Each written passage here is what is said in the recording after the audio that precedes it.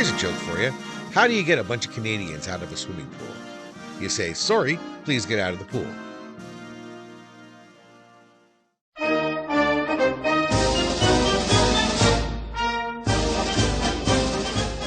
Hey everyone, I'm actually recording this video on my birthday, so please be nice and let's be friendly with each other.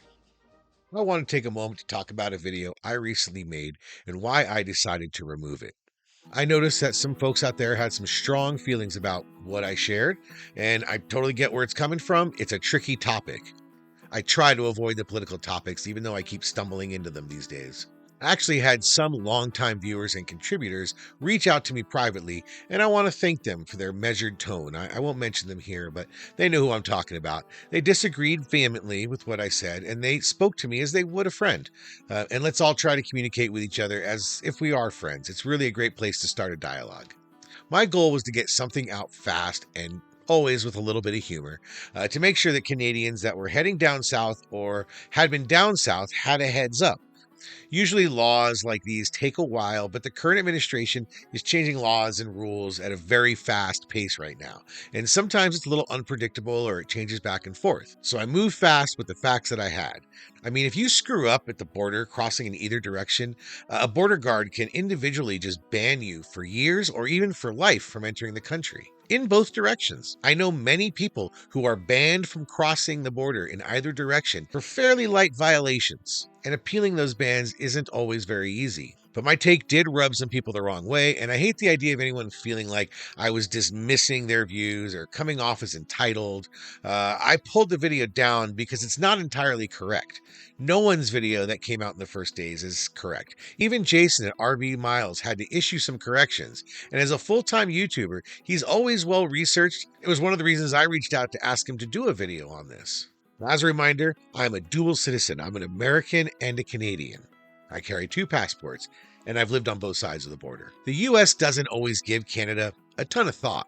And I don't mean that in a negative way. I mean, it's just how it's been. Canada is this quiet, steady presence that really hasn't had the kind of friction with the US that some other places have had over the years. Now, unless you're near the border or have some connection up there, Canada doesn't really pop into the national conversation very much. But that's not because Americans don't like Canadians. Trust me, it's the opposite. I've driven all over the States with my Canadian license plates, and it's always felt like a little symbol of goodwill. Never once has anyone given me a hard time or any grief for being Canadian. People just seem to see it and think nice. Sure, sometimes they engage with me about like political questions or conservatives will ask me about Trudeau or something, but that's fine. That's political discourse. That's a good thing.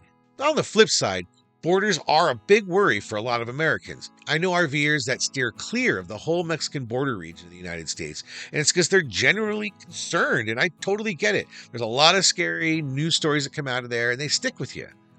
Still, on the side note, I try to keep it real, and every day, pretty much every RVer in Canada, Mexico, and the US is out there enjoying their trips, totally safe and unbothered by criminals and by the police. It's what helps me shake off the fear. Really, you're going to be probably fine wherever you go. I hate to interrupt this very serious video, but we are doing a giveaway this month, and so I have to interrupt every video to mention this, and we'll get right back to this in a moment. Hey everyone, I've got some exciting news. We're partnering with All Powers, and we're giving away an awesome piece of All Powers gear. And unlike some YouTubers, no purchase is necessary to get into our contest. Now, one lucky winner is going to receive an All Powers S300 solar generator kit, and that includes a 100-watt solar panel.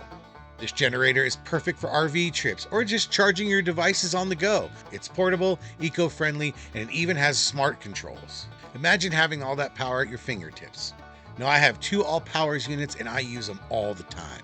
So now how do you enter? It's super easy. If you're new here, just subscribe to the RVing with Joe YouTube channel, then head on over to the contest video that's linked below and leave a comment on that contest video saying you've subscribed. It has to be on that video for it to count.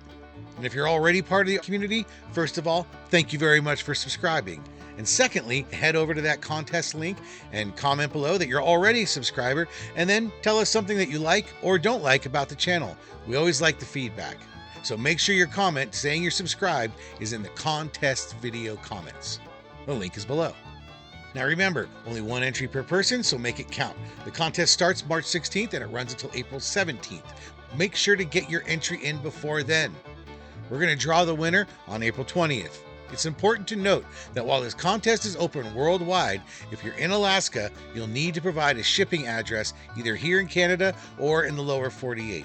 For whatever reason, we're not able to get this thing shipped to Alaska.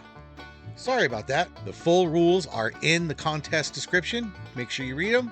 And subscribe, comment, get busy living with RVing with Joe and all powers. Good luck, everyone. But as an American, I can totally see how this may feel like it's not that big of a deal. Some of the Americans are just asking for a little tweak to the system.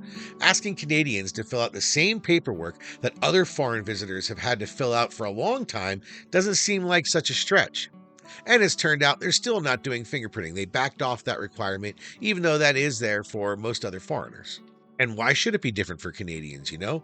It's not about pointing fingers, it's about keeping tabs on who's coming in, especially since troublemakers can cross the border really any way they want, legally or not. They can cross the land borders. There's ways for troublemakers to get into the country. Countries need that sense of security. I cross the border a lot myself, and both Canada and the US border guards make it crystal clear they've got a record of every trip I've ever made. Those folks are on it in both directions, and I'm sure it's the same for plenty of others who go back and forth. They ask you some questions. They check your background. I've had them look on multiple computers, crossing in both directions. They're doing their job. And on a side note, as a reminder, if you are crossing the border, never lie to a border guard. These folks are pros, and that is not the place to start telling fibs. You always be honest at the border. But back to it. It doesn't seem like a big deal on its own. And if it were just about strengthening the border security, I bet Canadians would just grumble a little bit. They'd politely comply. That's what they are doing now. They're good neighbors like that. But here's where I think Canadians feel so hurt about what's happening. And this differs from how the United States feels about it. I want to shed some light on it with some empathy for both sides. For Canadians, this isn't just about a form or a website. Recently, they've heard their closest lifelong friend, the United States, float the idea that sounds like a threat to their sovereignty. Their leader has said they want to dissolve their country and make it part of the U.S. You got to agree with me. No country would be tolerated by the U.S. if they threatened to dissolve their country and make it part of their own. No one could brush off a comment like that from their next door neighbor. It felt like a gut punch to Canadians, really.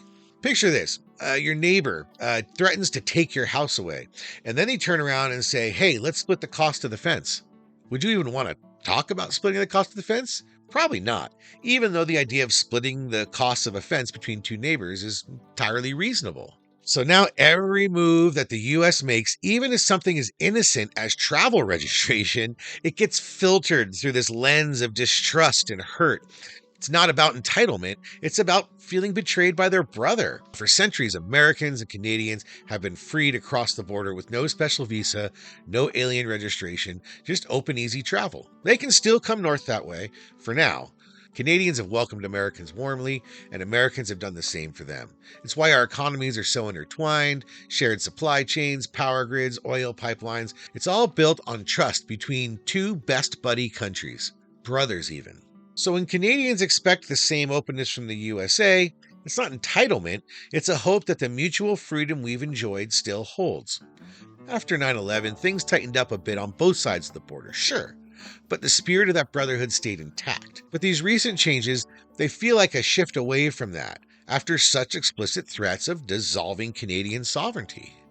I'm sure the US and Canada see this trade war differently, just like Russia and Ukraine see their war differently, or China, India, and Pakistan view Kashmir through a different lens. Every border has its tensions, its unique history, and as an American, I get why our leaders might want to frame this up as cleaning it up as a security fix. But I can also see how Canadians might feel like the rug's kind of been pulled out from underneath them by their closest family member.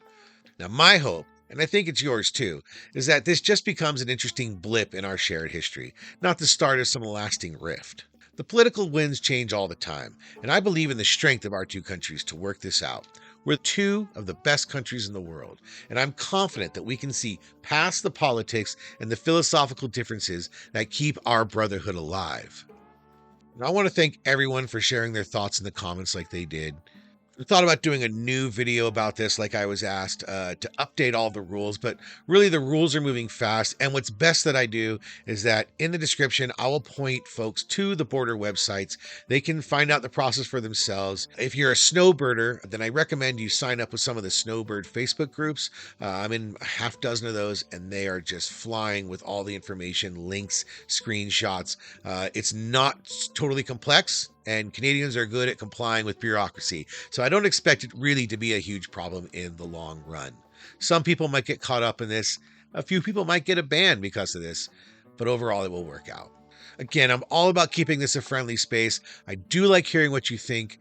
We in the modern Western world pride ourselves on being able to engage in a polite debate, hear each other's different opinions, and I just ask that everyone be respectful and nice wherever possible in the comments. Here's to good neighbors, good dialogue, and always remember, get busy living. Thanks, everyone. Now let me have it in the comments. Here is a link to that contest. Make sure you click on there. Make sure you follow the rules and get yourself into the contest. Down below, we've got RVs Gone Wild. And did you know I'm kind of working on a movie? I'm actually trying to do a travel movie. Check it out down here in the corner. I've got a trailer for that movie down in the corner. I'd really love it if you checked it out. Let me know what you think. I'm still editing it, so give me your feedback. Thanks, everyone.